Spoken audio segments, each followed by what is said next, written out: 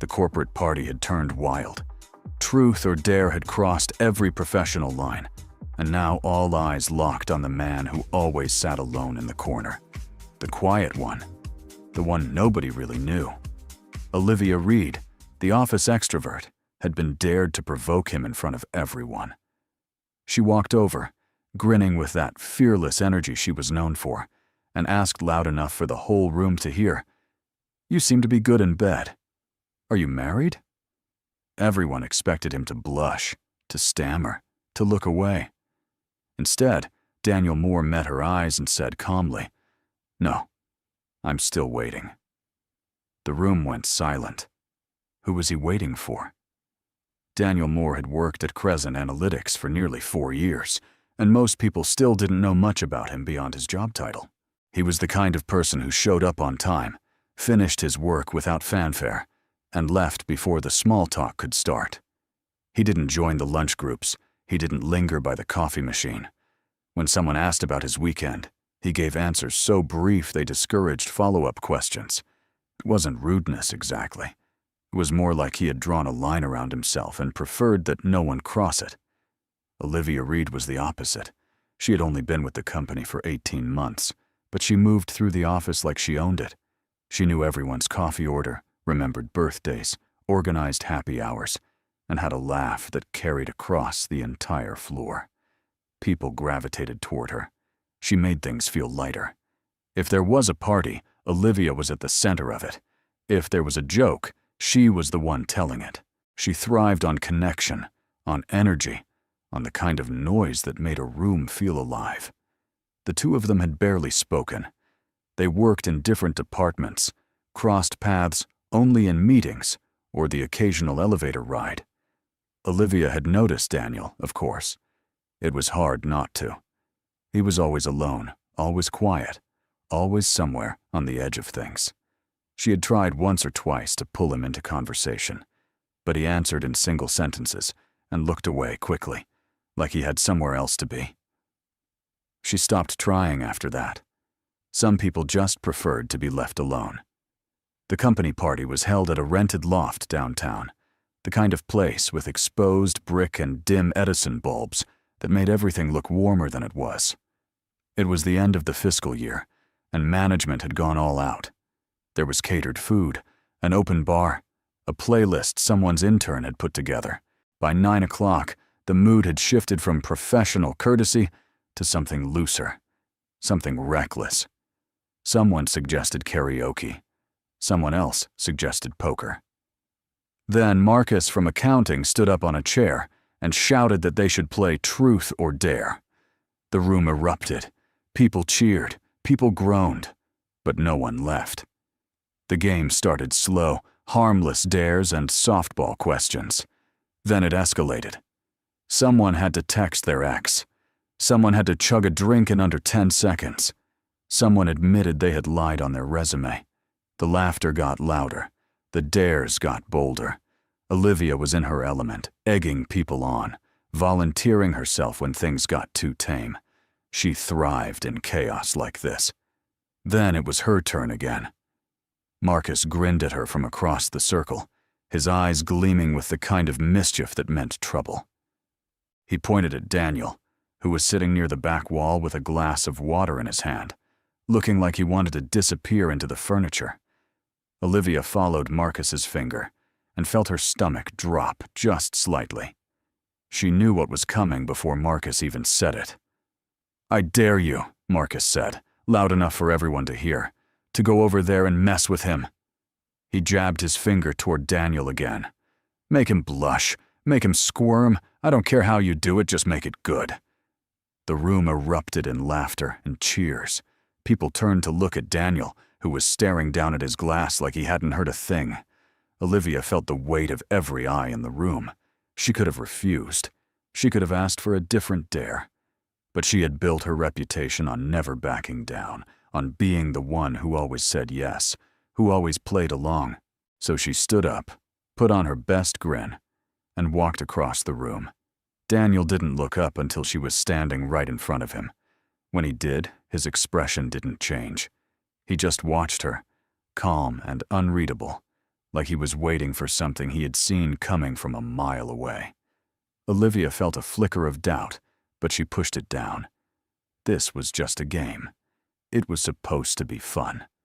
She leaned against the wall beside him, tilted her head, and let her voice carry just enough for the crowd to hear. "You seem to be good in bed," she said, her tone playful, teasing. "Are you married?" She expected him to stammer. She expected him to turn red, to laugh it off, to give some awkward response that would let everyone move on to the next round. That was how these things went. But Daniel didn't do any of that. He looked at her for a long moment, his face completely still.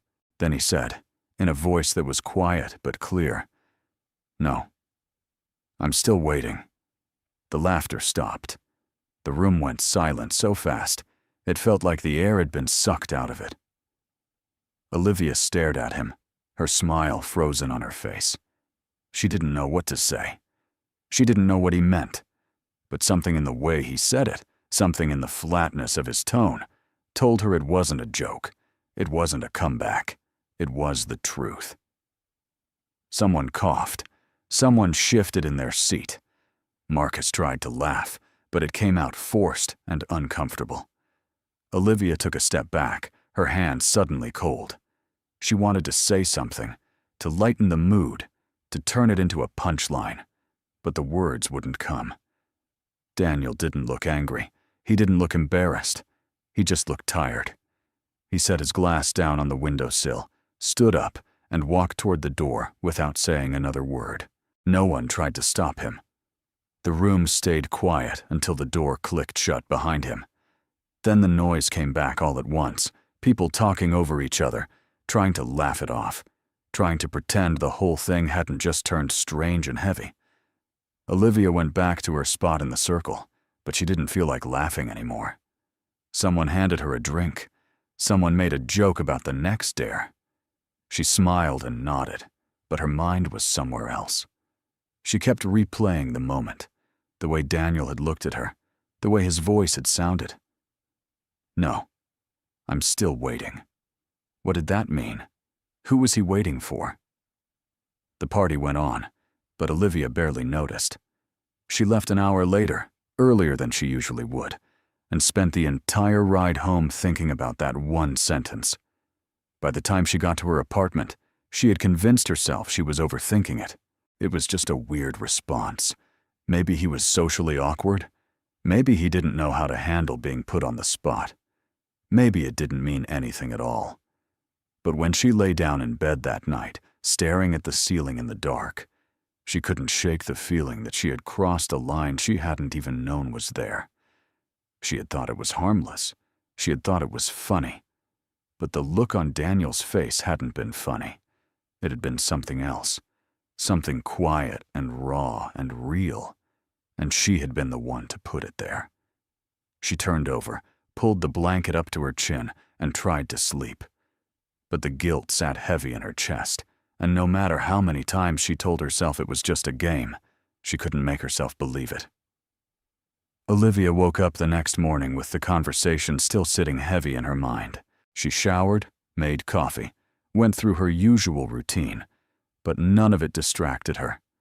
Every time she stopped moving, she saw Daniel's face again, the stillness in his expression, the way he hadn't flinched, hadn't smiled, hadn't given her anything to hold on to except those 5 words.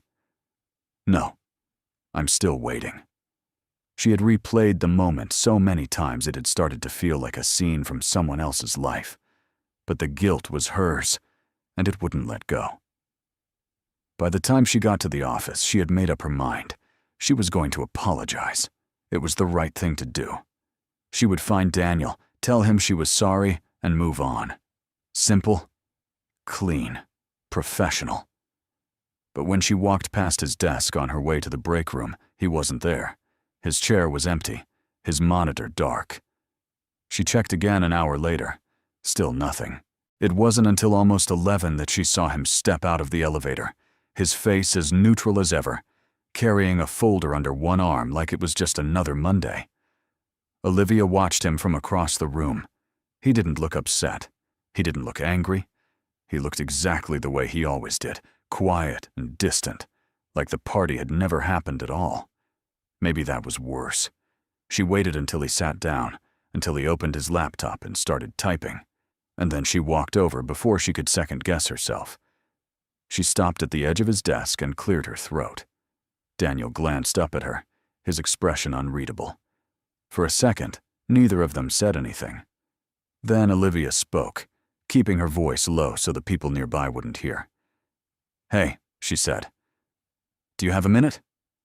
Daniel looked at her for a long moment, then nodded. He stood up without a word and led her toward one of the small conference rooms near the back of the floor, the kind with glass walls and a table that fit 4 people. He held the door open for her, then closed it behind them. Olivia sat down, and Daniel took the seat across from her, his hands folded on the table. He didn't say anything. He just waited. Olivia had rehearsed this on the way over, but now that she was sitting in front of him, the words felt clumsy and insufficient. She took a breath and started anyway. "I wanted to apologize," she said, "for last night. That whole thing with the dare. I didn't mean to make you uncomfortable. It was supposed to be funny, but I realize now it wasn't. Not for you." Daniel didn't react right away. He just looked at her, his expression calm but distant, like he was deciding whether or not to say what he was thinking. Finally, he spoke. "It was a game," he said. "I get that. People do stupid things at parties. I'm not angry." Olivia felt a small flicker of relief, but it didn't last. There was something in the way he said it that made her feel like he wasn't finished. She leaned forward slightly, her hands pressed flat against the table. "But?" she asked. Daniel tilted his head, considering her. Then he said, "But you asked me a question in front of everyone, and when I answered honestly, the whole room went quiet. Not because I said something shocking, because nobody expected me to be serious. That's what bothers me. Not the question. The assumption that I wouldn't have a real answer." Olivia felt the words land like a weight in her chest. She hadn't thought about it that way. She had thought about how awkward the moment had been, how uncomfortable she had felt, but she hadn't really considered what it had been like for him. She looked down at her hands, then back up at him. "You're right," she said quietly. "I'm sorry. I should have thought before I opened my mouth." Daniel nodded, but he didn't smile. He didn't tell her it was okay, or that she shouldn't worry about it. He just accepted the apology and let the silence stretch between them. Olivia felt the urge to fill it, to say something else, to make it less heavy, but she forced herself to sit still. After a moment, Daniel spoke again, his voice softer this time. "You want to know who I'm waiting for?" he said. It wasn't a question. Olivia looked at him, surprised. She hadn't expected him to bring it up. "Only if you want to tell me," she said carefully. Daniel leaned back in his chair, his eyes drifting toward the window. "I'm not waiting for a specific person," he said. "I'm waiting for myself. To be ready. To be the kind of person who can let someone in again, without being afraid of what happens if I lose them." Olivia felt something shift in her chest. She didn't know what to say. Daniel kept talking, his voice steady but distant, like he was telling a story that had happened to someone else. "My wife died 6 years ago," he said. "Cancer. It happened fast. One day we were planning a vacation, and 8 months later, she was gone. We have a daughter. She was 4 when it happened. She's 10 now." Olivia's throat tightened. She wanted to say something, to offer comfort, but anything she could think of felt hollow and useless. Daniel didn't seem to need her to say anything. He kept going, his gaze still fixed somewhere outside the window. "I've been doing this alone for a long time," he said. "Work, home, my daughter, repeat. I don't go to parties. I don't make friends. I don't date. Not because I don't want to, Because I don't know how to do it without feeling like I'm betraying the life I had before. He finally looked back at her, his expression unreadable. So when you asked me if I was married, and I said I was still waiting, I meant it. I'm not ready. Maybe I never will be. But I'm not going to pretend I don't think about it. Olivia felt tears prick at the corners of her eyes, but she blinked them back. She didn't have the right to cry. This wasn't her pain. She swallowed hard and spoke carefully. I didn't know, she said. I'm sorry. I had no idea. Daniel shrugged, a small movement that didn't quite reach indifference. Why would you? He said. I don't talk about it. I don't put it on display. Most people here don't even know I have a daughter. That's by choice. I keep my life separate because it's easier that way. Olivia nodded slowly. She understood now why he had always been so distant, why he never stayed for happy hour, why he answered questions in one-word sentences. He wasn't being rude. He was protecting himself. Thank you for telling me, she said. I know you didn't have to. Daniel gave a small nod. You apologized, he said. That means something. Most people don't. They just move on and hope I forget. Olivia felt the guilt twist tighter in her chest. She had been one of those people for years, making jokes without thinking, saying things because they sounded clever, never stopping to wonder if they landed wrong. She had never thought of herself as careless, but sitting here now, looking at Daniel's calm, tired face, she realized she had been. Not intentionally. But that didn't make it better. She wanted to ask more. She wanted to know about his daughter, about his wife, about how he managed to carry all of that and still show up to work every day like everything was fine. But she didn't, because this wasn't about satisfying her curiosity. This was about him trusting her enough to share something real, and the least she could do was respect that without pushing for more. Instead, she said, If you ever want to talk, I'm here. No games, no jokes, just listening. Daniel looked at her for a long moment, then nodded. I'll keep that in mind, he said. They sat in silence for a few more seconds, and then Daniel stood up. Olivia followed, and they walked back out into the office together. People glanced at them as they passed, but no one said anything. Olivia went back to her desk, and Daniel went back to his. The rest of the day passed quietly. No one mentioned the party. No one mentioned the dare. But Olivia couldn't stop thinking about it. That night, she sat on her couch with a glass of wine she didn't really want, and stared at the TV without watching it. She kept replaying the conversation in her head, the way Daniel had spoken so calmly about something so devastating. She thought about the way she had lived her life up until now, loud and fearless, and always pushing forward, never stopping to wonder if anyone around her was quietly falling apart. She had always thought of herself as the kind of person who made things better, who brought energy and lightness into a room. But maybe that wasn't always true. Maybe sometimes she was just noise. Over the next few days, Olivia found herself watching Daniel more carefully. Not in a creepy way, just noticing things she had never paid attention to before. The way he always ate lunch alone at his desk, the way he left exactly at 5 every day. No exceptions. The way he never joined the group chats or the after-work drinks. She had always assumed he was antisocial, maybe even a little cold. Now she understood that he wasn't cold at all. He was just carrying something heavy, and he didn't have the energy to pretend otherwise. She also started noticing the way other people treated him, the jokes they made when he wasn't around, the way they rolled their eyes when he declined an invitation, the way they talked about him like he was a ghost, someone who existed on the edges of the office but didn't really matter.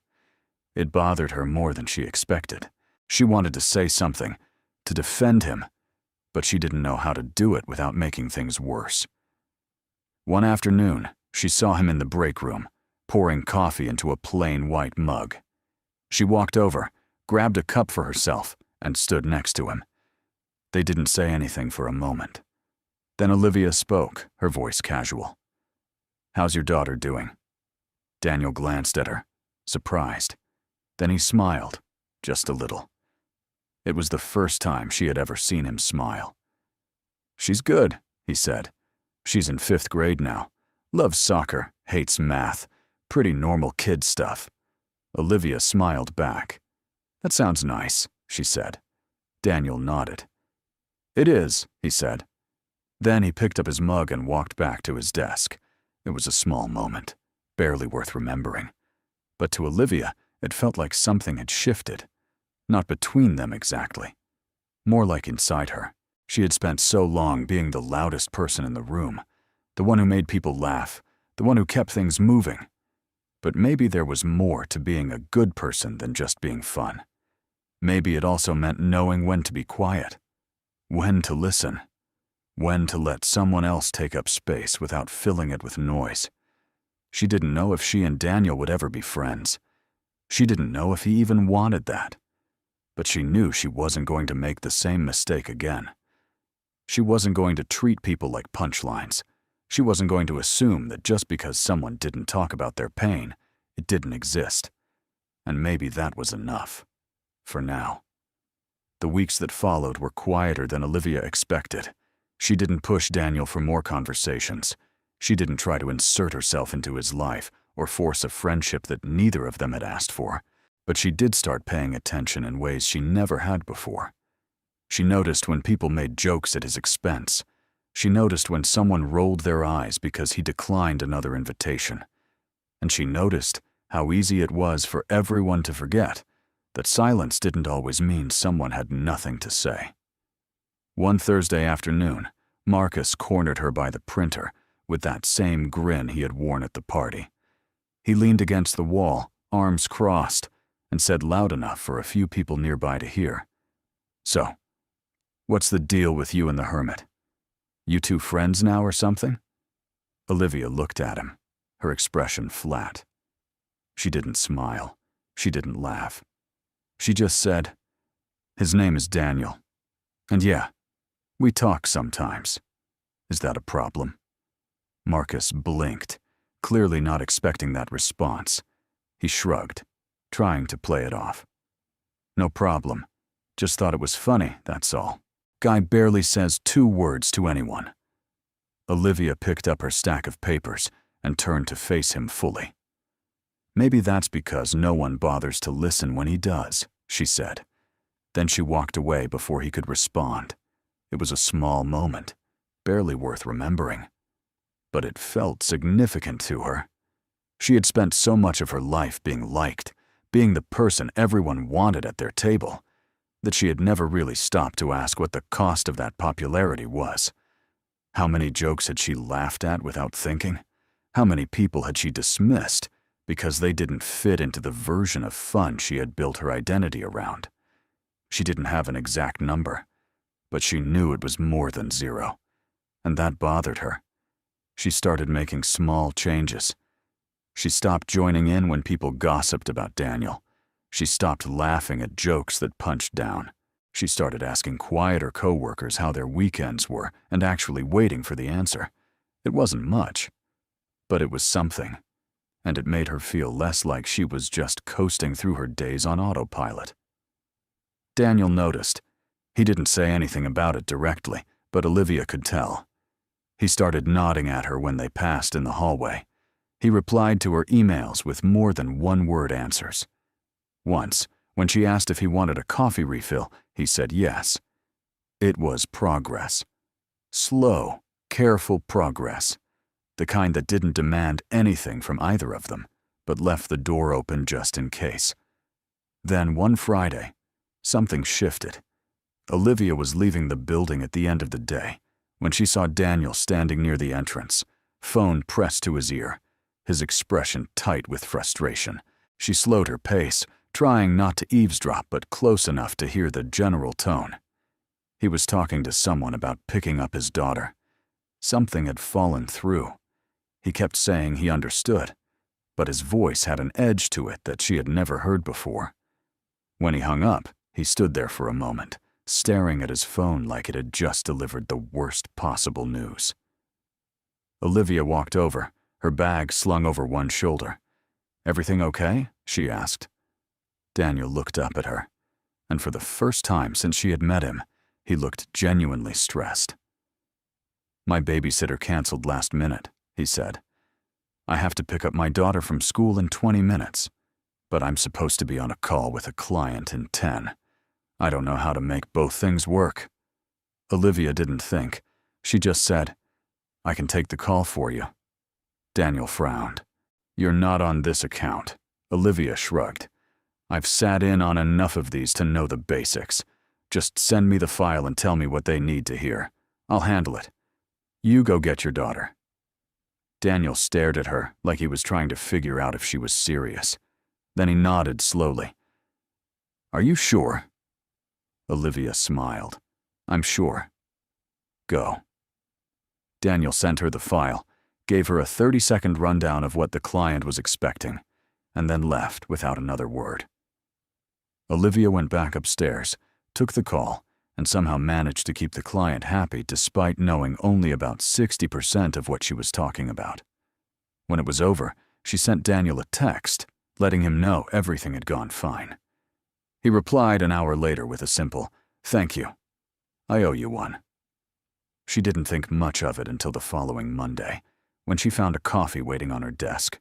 It was from the place across the street, the one that cost twice as much as the office coffee, but actually tasted good. There was a sticky note attached. "For Friday, thanks. Daniel." Olivia smiled and tucked the note into her desk drawer. It was a small gesture, but it felt like something had changed between them. Not in a romantic way, not in a dramatic way, just in the quiet, steady way that trust gets built when two people decide they're willing to show up for each other. Over the next few weeks, they fell into an easy rhythm. They didn't hang out outside of work. They didn't text each other about personal things. But they talked more. Daniel told her about his daughter's soccer games. Olivia told him about the online class she was taking. They had lunch together once, in the break room, and it wasn't awkward. It was just comfortable, like they had figured out how to exist in the same space without needing to perform or explain themselves. One afternoon, Olivia was walking past Daniel's desk when she saw a framed photo she had never noticed before. It was small, tucked behind his monitor, but she could see it clearly now. A woman with dark hair and a bright smile, holding a little girl who was maybe 3 or 4 years old. The woman looked happy.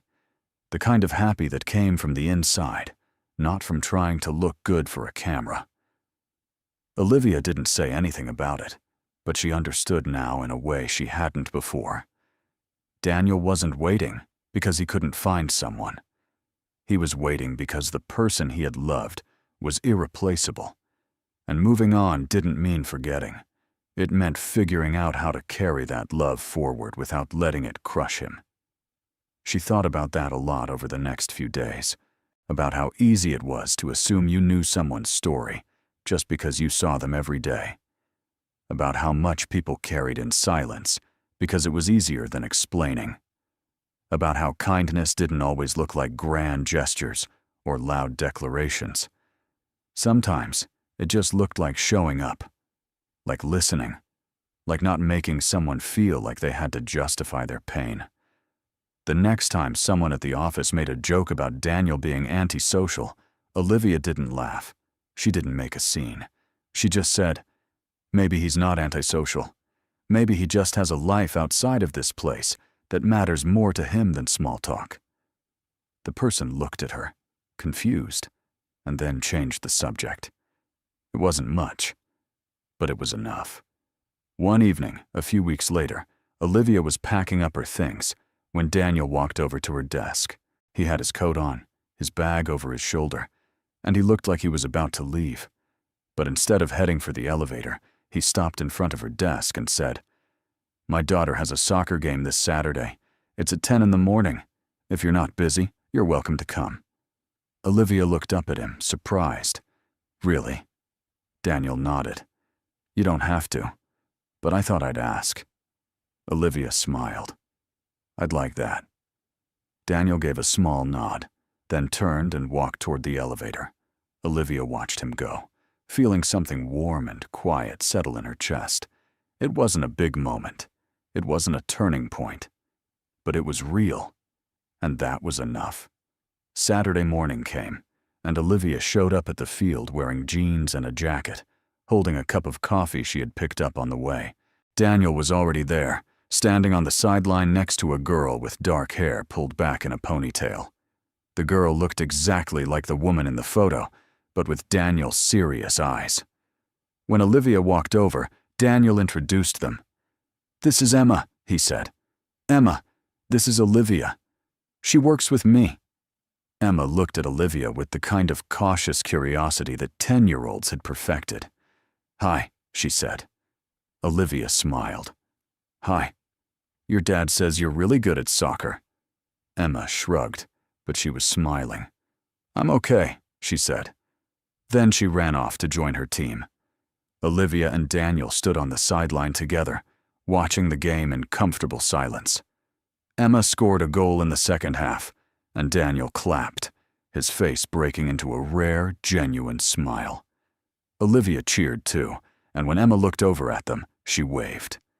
Daniel waved back. After the game, Emma ran over, sweaty and grinning. Daniel handed her a water bottle and told her she did great. Emma looked at Olivia and said, "Are you my dad's friend?" Olivia glanced at Daniel, then back at Emma. "Yeah," she said. "I think so." Emma nodded, satisfied, and then ran off to talk to her teammates. Daniel looked at Olivia, and for the first time since she had met him, he looked like he wasn't carrying quite as much weight. "Thanks for coming," he said. Olivia smiled. "Thanks for inviting me." They didn't say much else. They didn't need to. They just stood there, watching Emma laugh with her friends, and it felt like something had quietly, carefully, finally settled into place. Not a happy ending, not a resolution, just a beginning. The kind that didn't announce itself with fireworks or grand declarations. The kind that happened when two people decided to stop hiding and start showing up. And maybe that was the point. That waiting didn't mean being stuck. It meant being patient enough to let the right moments find you, and kind enough to recognize them when they did.